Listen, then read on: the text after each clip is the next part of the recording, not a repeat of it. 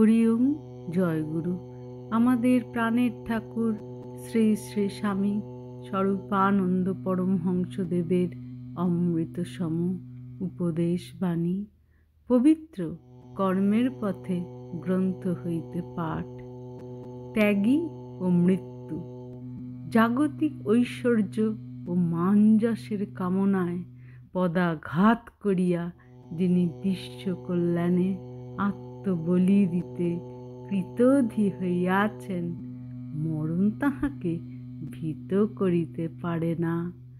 জীবনের যবনিকা যে তাহাকে জগৎ সেবার অধিকারে বঞ্চিত করিয়া দিল, ইহাই তাহার চিত্তে বাধা দেয়।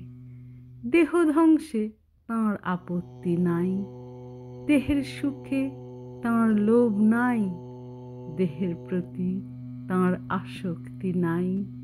যে কোনো মুহূর্তে যে কোনোভাবে মরিতে তিনি তিলমাত্র অসম্মত নহেন।